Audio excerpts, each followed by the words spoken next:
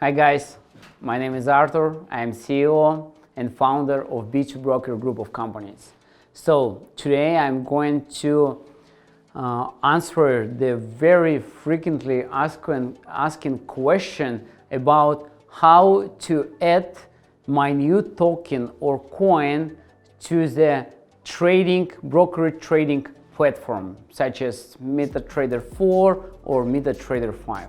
And my first aspect that I'm going to talk about is what is the difference between broker trading platform and exchange trading platform. Broker trading platform was designed initially in order to be connected to some kind of liquidity source, external liquidity source. So it might be external exchange, or it might be liquidity provider, or it might be market maker behind some kind of trading venue. It might be prime broker, and broker trading platform supposed to work as an intermediary between end user, so you can call him as a trader, broker as an intermediary venue, and liquidity source. So that's the whole idea behind the brokerage business, because liquidity providers or exchanges, they like, let's say, traditional exchanges, they do not serve retail customers or retail end users. So what they do, they care about infrastructure, about market making, about prime brokerage stuff, about different regulatory environments, and about technology, about scalability of their system, about performance of their system in order to keep loading of hundreds thousand users and orders in a second.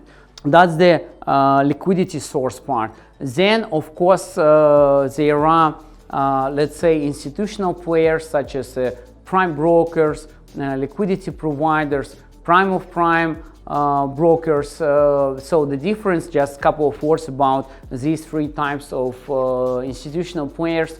The prime brokers, they need to be in order to serve liquidity providers, because if, let's say, liquidity provider wanna work directly with any tier 1 bank, it's okay when you deal with the one just bank, but what is going to happen when you need to deal with several tier 1 banks, for example 3, 4, 5 banks? In this case, if any retail broker fund your account, let's say with 100K, 100 grand dollars, then what you need to do if you deal with 3, 4, 5 tier 1 banks or non-banking liquidity providers, you have to spread your funds, which will make inefficiency for your balance sheet, because you took from client, let's say 100K deposit, and you need to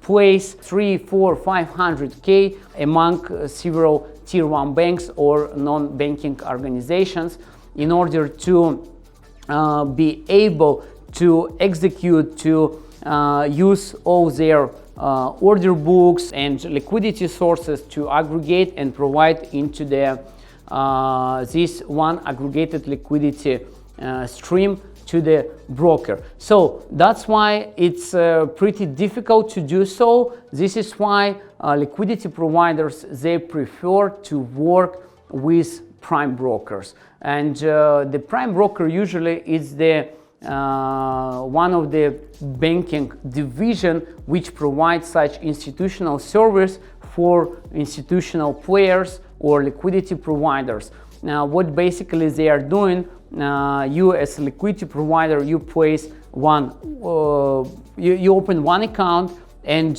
prime broker is acting as a guarantor between you and tier 1 banks and non-banking institutions who you dealing with in terms of trading. So basically you can keep one collateral with one prime broker and trade with many liquidity providers, and settlement will be doing this prime broker right after they're finishing this trading day. Basically, the problem is here that retail broker cannot work directly with such prime broker. Of course, the big retail brokers, they might be able to deal directly with prime broker, but usually the small size and mid-size brokerages, they can do that. So that's why they use liquidity providers who work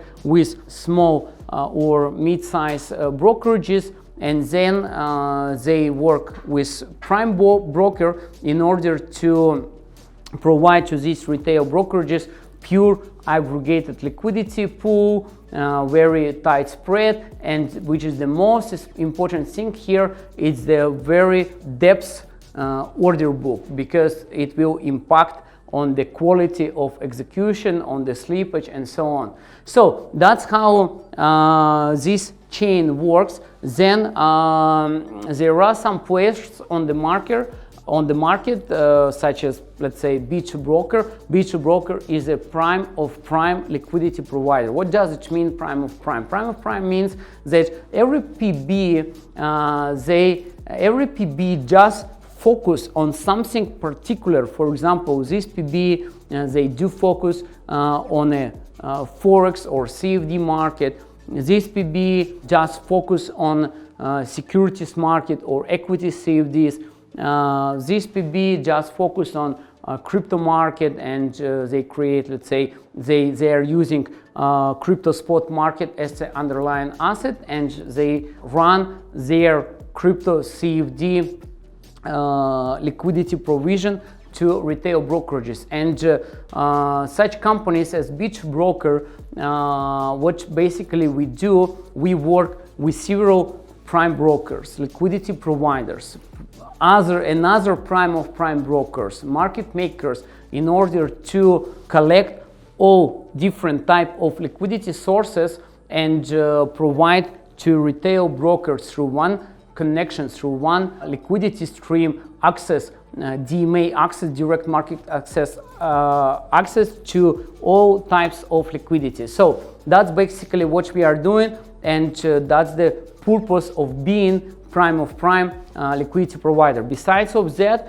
I should admit also that basically in our business model, in order to provide the best, very convenient, simplest and efficient way, comprehensive, such a sophisticated way for the brokerages. So basically we have a lot of different trading platforms, and any broker, no matter what kind of platform this broker is using, so such potential broker can be connected to our liquidity pool very fast in 5, 10, 15 minutes, because we have MT4, MT5, Prime XM, 1.0, B2 Margin, B2 Trader. So we have plenty of platforms, and of course, like, we provide gateways, bridges, fixed API solutions for such brokers. So basically, going back to the question, what is the difference between brokerage platform and exchange platform? So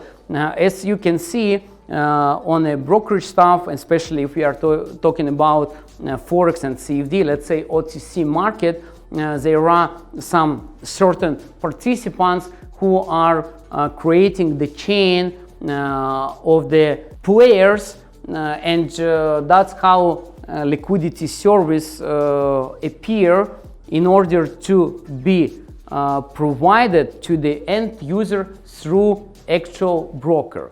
So, and here the brokerage platform initially designed to be as an intermediary between retail user and liquidity source. Basically, what I'm trying to say here is that if you have, for example, liquidity source on any type of asset or any trading product, any trading instrument, broker through this platform is able to take this liquidity source, no matter through what system. It's a bit another story, by using hub or aggregator or bridge, but the idea is that broker is able to take this liquidity for this particular trading asset and provide to retail end user. So then let's take into consideration exchanges. So exchanges itself, it's a trading venue where you don't have different like liquidity providers or different like sources, because trading venue itself has a matching engine where from one side you have, let's say, market makers who place limit orders and create order book, and from another side there are members or participants of such exchange who can trade against these market makers. Yes, of course, now you can basically potentially connect your exchange to another exchange, but we will talk about that later on. So for now, what I'm trying to say that initially the brokerage platform and exchange platform, it's completely two different approaches of trading technology itself. On the exchange platform, you can list any trading pair. You can list, you can add any trading product against any trading asset, and then you can, even without any market makers or liquidity providers on this exchange, you can potentially start placing limit orders. That's how your order book will be filled, and you will create liquidity eventually. So, and then the users or members of this exchange potentially can start hit your limit orders by market orders, or also they can place limit orders against your maker orders. So that's the essential difference between matching engine itself, which means the core system of exchange platform, and brokerage platform. Of course, both of them, they have also OMS, which is order management system, but this is about front end, how to route your orders, how to open accounts for users, how to keep balance, how to monitor margin requirements, and so on. So it's a bit another story, but the core difference is here we have a matching engine. Here we have a platform which was designed to be intermediary between the liquidity source and end users. If we take a look on the traditional exchanges, you will realize that like end users, they cannot be member or participant directly, let's say member of particular exchange, because only institutional players can become members of this exchange. And that's how market makers and brokers they become members of this exchange, and market makers, they fill order book, they place limit orders, and brokers take this liquidity to their brokerage platforms and distribute among their clients. So then more clients broker has, then more trading volumes this broker will generate on this particular exchange. Then more brokers are members of particular exchange, then potentially more liquidity will have this exchange. That's how it's a basic information, but you have to understand this in order to go further for my initial question. So now we go to the second part of this question. The second part of answer is, what is the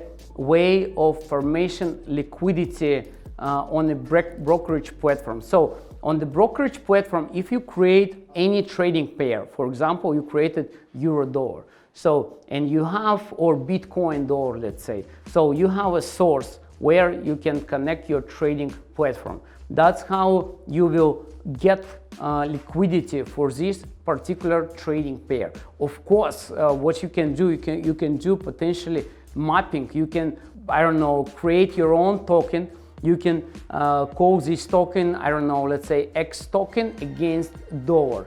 And what you can do potentially, you can make a mapping. You can say that this particular instrument will be feeding through the liquidity on Bitcoin dollar or on Euro USD. But of course, through some time, the end users, they will realize what is the behind of this trading pair, because the movement of the pricing will be identical to the very common instrument on the market, right? Idea is that on the brokerage platform, if you have source along with liquidity, not just, of course, potentially you can even take market data and you can stream this market data to your users, and these users, they will trade on your platform just by your market data. They will think that they trade on the real market, but your broker, you will be doing internalization, let's say, or warehouse. And of course, we cannot say that it's a true liquidity, it's just simulation. And such brokers can end up with in a very terrible situation through time. So this is why normal original broker has to find proper liquidity source. It might be prime of prime broker such as B2Broker, or just one single liquidity provider who just focus on something specific, or this broker can connect several liquidity providers. And then by having this proper reliable source of liquidity, this broker can start listing all trading pairs on his trading platforms, and this platform will be facing retail users, and then this broker will be offsetting or hedging positions risk on the liquidity source. So that's the general idea of liquidity provision, which is working for the retail brokerage business model.